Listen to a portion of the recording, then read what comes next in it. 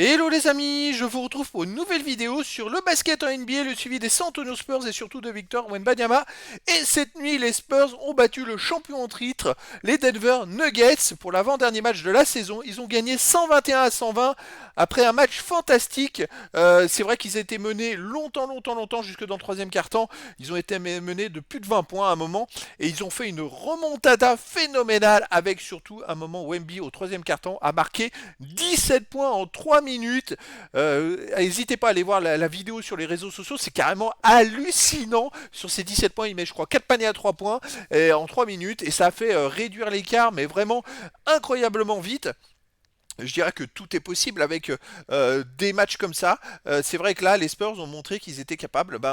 C'était plus la même équipe qu'en début de saison. Ils sont capables de gagner des matchs, mais de gagner en plus contre les meilleurs. Et donc, dans cette rencontre, effectivement, Victor, il fait un énorme match 34 points, 12 rebonds, 5 passes, 2 contre, une interception. Alors, un peu moins de contre que d'habitude. Mais je pense que le match précédent contre Denver, il avait fait, je sais plus, 9 comptes, donc 4 fois il avait contré Jokic. Je pense qu'à mon avis, il se méfiait. Ils ont dû changer un peu la tactique. Et donc, dans cette vidéo, on va revenir sur le match en détail avec les statistiques des équipes et des joueurs. On verra ensuite le classement des Spurs dans la conférence Ouest. Puis le match en détail, les stats de Wemby sur ce match en détail avec ses meilleurs perfs sur un match, ses moyens en saison régulière, ses stats actualisées dans l'histoire de la NBA arrêtées à 20 ans. Dans l'histoire des San Antonio Spurs à 20 ans, 21 ans en général, dans l'histoire des Français en NBA à 20 ans, 21 ans en général, et enfin, on fera un petit focus sur le dernier match de la saison en espérant que cette fois Victor joue parce que il n'a pas joué le dernier match, le match contre Oklahoma, finalement il n'a pas joué, il a été mis au repos. Alors est-ce que c'était le fait d'affronter Chet Holmgren qui était dérangeant? Je ne sais pas. En tout cas, voilà, il a été mis au repos pendant un match. Après, j'entendais des news comme quoi il jouerait peut-être même plus d'ici la fin de la saison. Mais finalement, il est revenu contre Denver. Et puis, on verra demain. Justement, le petit focus, c'est que demain, ça sera à 21h, ça sera donc le 14 avril à 21h30, heure française, les amis. C'est pour la dernière journée NBA. Et donc, ça sera peut-être à voir à la télé, à ne pas manquer, peut-être sur Bein. En tout cas, déjà, pour revenir à ce match-là, alors hop, on va s'attarder au stade. Premier quart-temps, Denver, San Antonio, pardon, menait 32 à 31, donc un démarrage plutôt correct. Par contre, au deuxième quart-temps, ils ont pris le bouillon. Denver a gagné 37-18. À la mi-temps, il menait de 18 points. Et puis après, l'écart a augmenté au début du troisième quart-temps, je crois, a monté à 24 points, genre 74-50. C'était très compliqué jusqu'à la séquence hallucinante de 17 points en 3 minutes de Victor. Donc les Spurs gagnent le troisième quart-temps en 37-32 et gagnent le quatrième quart-temps en 34-20 pour justement gagner facilement la deuxième mi-temps et s'imposer d'un point à la dernière seconde d'ailleurs parce que c'est vrai que a priori c'est suite à un temps mort de Pop, il y a eu une récupération de balle des Spurs, contre-attaque et un panier à 9 dixièmes de la fin du match pour la victoire d'un point. C'est vrai qu'il y a eu pas mal de matchs comme ça serrés dernièrement des Spurs, ils en ont perdu quelques-uns. Ce coup-ci, ils ont montré qu'ils étaient costauds face aux champions en titre quand même, hein, donc c'est pas rien. Et en plus, côté Denver, il y avait quand même Aaron Gordon, et il y avait le retour de Jamal Murray, Jokic, ouais, il y avait l'équipe type, vraiment l'équipe type. Alors on va s'attarder sur les stats maintenant. Alors pour côté Spurs, on a Trey Jones qui fait 14 points, 10 passes, 6 rebonds. C'était un bon match. Champagny 14 points, 5 rebonds, 2 passes, avec 4 sur 5 au tir. Victor était un peu moins adroit, mais c'est vrai qu'il y a ces périodes-là, puis il perd 7 ballons Victor, mais cette période de 3 minutes où il fait tout exploser à ce moment-là, Sandro Mamukelashvili, lui, il fait 21 points avec 12 rebonds. Franchement, c'est un joueur que j'adore, c'est un vrai guerrier. Et je dois avouer que en première mi-temps, il me semble pas l'avoir trop vu jouer en même temps que Victor. Et quand j'ai vu en deuxième mi-temps qu'il jouait en même temps que Victor, au même moment, d'ailleurs je crois qu'ils sont tous les deux ensemble sur le terrain quand Victor il met 17 points en 3 minutes, hein. Là, en fait, dès que Victor il joue avec lui et que lui il est pivot, et ben ça change toute la donne, hein. Et les Spurs ils sont très très forts. Après en sortie de banc, on a quand même Graham. C'est Graham qui maille le panier à 9 dixièmes de la fin, je crois. Il fait 11 points, 5 passes, 4 rebonds. On a Zach Collins, 15 points, 6 rebonds, 3 passes. Donc des joueurs qui ont apporté pas mal. 53% au tir et 45% à 3 points. C'est pas à rien ça. 45% à 3 points. Ça c'est important. Côté Denver, c'est 36% à 3 points, vous voyez. Par contre, l'adresse au lancer franc est légèrement meilleure côté Denver, mais ils ont tiré peu de lancer franc que 10, alors que les Spurs en ont tiré 23. Ils ont été plus agressifs, hein. Sinon, 51% de tir. Voilà, les Spurs ont pris 49 rebonds, 33 pour les Nuggets. Les passes décisives, c'est pareil. Les ballons perdus, le problème des Spurs, c'est toujours 18 ballons perdus, 7 pour les Nuggets. Alors, les Nuggets, on a quand même Jokic qui fait 22 points, 12 passes, 7 rebonds. Alors, on dirait plutôt que c'est un meneur de jeu, mais indirectement, il est meneur dans certaines positions. Mais c'est vrai qu'il a pris il a fait plus de passes qu'il a pris de rebonds. On a ensuite Michael Porter avec 14 points, surtout Jamal Murray qui fait 35 points. 14 sur 26 au tir, 5 sur 11 à 3 points. Victor fait 5 sur 12. Et il fait 5 rebonds, 4 passes. Après, voilà, Ron Gordon, 13 points, 4 rebonds, 4 passes. Plutôt complet. En remplacement, on a Brown avec 11 points. Et puis après, il y a pas mal de petits joueurs qui marquent quelques points et qui font des statistiques. Mais voilà, Denver, c'est quand même une équipe qui ira chercher un nouveau titre. Une équipe très costaud. Et finalement, les Spurs, alors, je rappelle qu'ils étaient par contre à San Antonio, ils étaient à domicile, il y avait une ambiance de fou. Et donc voilà, c'est quand même un match vraiment important. Et verdict, ensuite derrière, les Spurs ne sont plus derniers de la conférence Ouest. Alors, je précise que dans la conférence Est, il y a trois équipes qui ont moins de victoires que les Spurs. Donc c'est pour dire que c'est pas la pire équipe NBA, hein. C'est pas parce qu'en conférence Ouest ils ont été longtemps derniers qu'ils étaient les moins bons. Sinon là, bah, ils viennent de passer Portland avec ex aequo 21 victoires chacun. Mais ils sont devant Portland. Et donc finalement, psychologiquement, ça peut jouer, même s'ils perdraient un petit peu de pourcentage de draft. Allez, on arrive. Et puis, j'ai pas regardé Denver. Ah ben Denver, ils sont troisième, hein. Wow, regardez-moi, les trois premiers sont ex aequo avec 56 victoires et 25 défaites. Donc le match était super important pour Denver pour garder la première place, hein. Ils étaient premiers avant ce match-là. Et perdre à San Antonio, alors là, ça vraiment, ça tombe très très mal parce qu'il vaut mieux être premier en saison régulière. Au niveau des stats, alors Wemby, il a joué 37 minutes, il fait 12 sur 27 au tir, 5 sur 12 à 3 points, il égalise ses meilleures performances, 5 paniers marqués, 12 paniers tentés, 5 sur 7 au lancer franc, il met donc 34 points, un rebond offensif, 11 rebonds défensifs, 12 rebonds au total. 5 passes décisives, une interception, 2 comptes, 7 ballons perdus, c'est encore beaucoup, hein.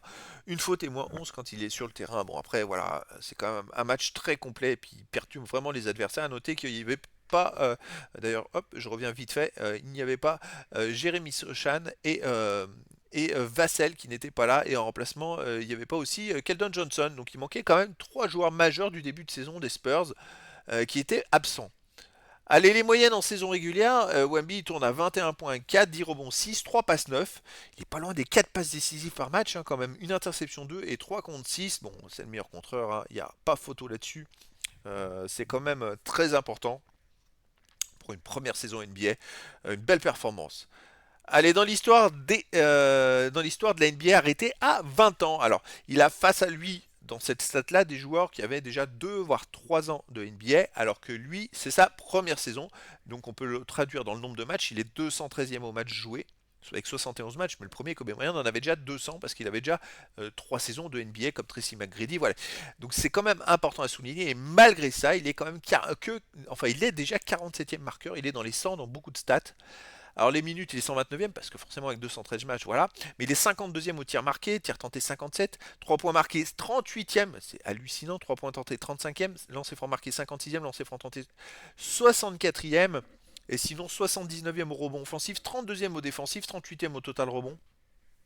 Il a face à jouer des joueurs voilà, qui ont 2 ans, donc ça devient voilà, c'est compliqué de pouvoir rivaliser en une saison, mais sur plusieurs saisons, il va pouvoir grappiller des places. 62e aux passes décisives, 80e en interception et 8e meilleur contreur de l'histoire. Il est plus qu'à 98 comptes de Josh Smith. Alors Josh Smith avait déjà 2 ans de NBA, mais il faudra voir la saison prochaine. Je ne sais pas comment il est Josh Smith. Je vous donnerai les plaquettes de stats à la fin de la saison. Je reviendrai sur les objectifs pour l'année prochaine. Et comme ça va être sympa de faire un petit focus là-dessus. Voilà, il est déjà 8e. Alors je mettrai dans les plaquettes sa place à 21 ans aussi. Comme ça vous le saurez. S'il rate tout, s'il joue aucun match, il aura telle place. Et il pourra que progresser. Alors 40e au ballon perdu, ben là c'est pas terrible, hein. Et 187e aux fautes. Alors les fautes c'est un peu corrélé en même temps au nombre de matchs joués, au nombre de minutes jouées. Allez, les stats de Wemby dans l'histoire des San Antonio Spurs, arrêtés à 20 ans, 21 ans en général. Alors, bon, il perd une place, mais c'est logique parce qu'il y a des joueurs qui sont aussi en même temps que lui, en même âge, même saison, donc il peut y avoir des chassés croisés tout simplement. Et donc Wemby à 20 ans, c'est le meilleur rebondeur défensif, meilleur contreur. Il est aussi meilleur contraire à 21 ans devant Tim Duncan. Maintenant, il en a 48 d'avance. Je vous mettrai les stats à jour en fin de saison pour aller voir à 22 ans combien il faut aller chercher. Vous voyez. Sinon, bah, il est plus qu'à 15 paniers à 3 points marqués de Tony Parker. Oui, il lui manque pas grand-chose. 38 tentés, 15 marqués. Il lui manque vraiment, vraiment pas grand-chose. Je pense que la saison prochaine, vu qu'il en a marqué 128, la saison prochaine, il n'a plus que 77. Il dépassera Tony Parker dans ses stats. Les points marqués, il en a 1522, il lui manque 1551 pour dépasser Tony Parker à 21 ans, donc il faudra qu'il fasse juste un petit peu mieux. Et je me dis, comme il reste un match, s'il joue ce match-là, il aura peut-être moins de paniers, moins de points à marquer l'année prochaine qu'il aura marqué cette année pour dépasser Tony Parker. Donc je pense que c'est largement faisable. L'année prochaine, ça va être une saison de confirmation. Il va falloir voir comment il peut s'intégrer dans les statistiques et comment il peut progresser. Je pense qu'il va les amis, récupérer pas mal de place. Je pense qu'il va dépasser les rebonds, il va être de partout. Alors 254 rebonds offensifs, ça va être un peu compliqué. Là, cette année, il en a fait 161. C'est pas non plus l'une de ses plus grosses armes, mais ouais, il faudra voir sur la suite. Mais sinon, voilà, il va être un peu dans toutes les stats, dans tous les domaines, parce qu'il est hyper complet. Allez, on arrive maintenant dans l'histoire des Français en NBA. Alors, le Victor, il a des premières places, déjà pas mal de premières places, mais même à 21 ans, il en a pris. Mais je pense plus les paniers à 3 points marqués, 3 points tentés, il va tout rafler, je pense. Encore plus. Alors, on peut voir qu'au général, hein, on a toujours Rudy Gobert qui a gagné 10 contre, qui prend des rebonds, Nico Batum qui marque à 3 points. Rudy Gobert, je crois qu'il est 35e meilleur contreur de l'histoire de la NBA. Voilà, c'est pour vous donner un ordre d'idée. Et pourtant, Wemby a 2 ans d'avance en termes de points parce qu'il a dépassé dès cette saison le record de compte de Rudy Gobert à 22 ans. Donc vous vous rendez compte, il a 2 ans d'avance sur Rudy Gobert en termes de compte et pourtant Rudy Gobert est le 35e contreur de l'histoire de la NBA. C'est pour vous donner l'impact que peut avoir Wemby sur l'histoire de la NBA. Moi j'aimerais bien qu'il prenne une première place, mais j'ai peur qu'aller chercher Josh Smith l'année prochaine, ça peut être compliqué. Il va falloir voir sur plusieurs saisons. Mais c'est vrai que pour moi, il a les moyens d'aller faire quelque chose de grand. Allez, focus, prochain match, les amis, et ben, ça sera demain, tout simplement. Demain à 21h30, heure française, je le précise. Les San Antonio Spurs reçoivent Detroit Pistons.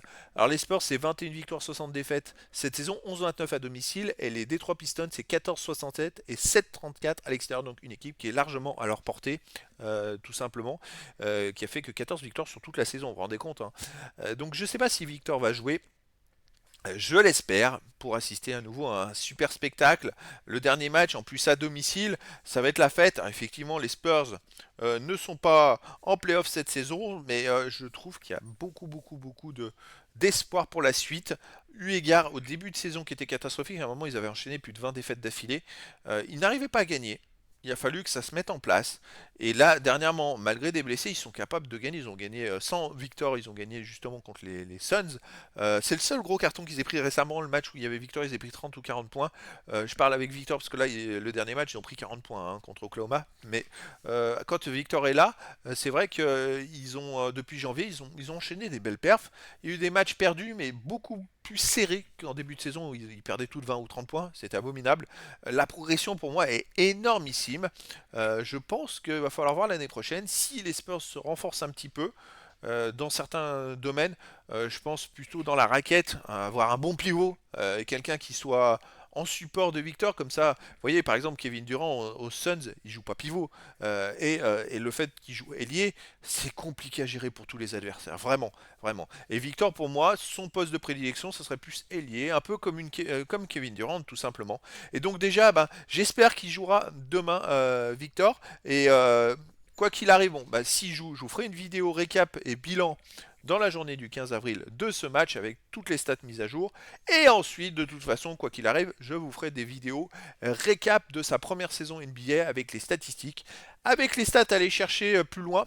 Les stats, je rappelle, je le dis peut-être pas assez, les stats que je vous propose à 20 ans, 21 ans en général, c'est pas des stats que vous allez trouver ailleurs sur Internet. Ça n'existe pas, tout simplement. Vous allez pouvoir trouver des stats générales, des stats aussi par match. Voilà, il y a de quoi faire. Mais ces stats arrêtées à certains âges, moi j'ai farfouillé de partout. Je les ai fait moi-même, tout simplement, à partir de d'autres bases et de toutes les statistiques. Je les ai créés moi-même. Peut-être qu'il y a un site, mais j'ai pas trouvé des sites qui parlent de ce type d'informations.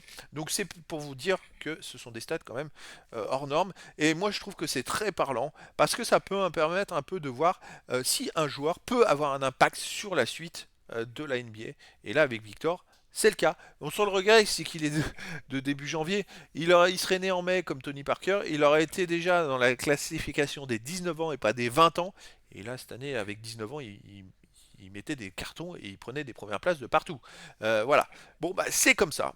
En tout cas, ça sera la saison prochaine, la saison de la confirmation. Mais déjà, rendez-vous demain pour la suite des aventures de Wemby en NBA. Je pense que le match sera sur Beansport, à mon avis.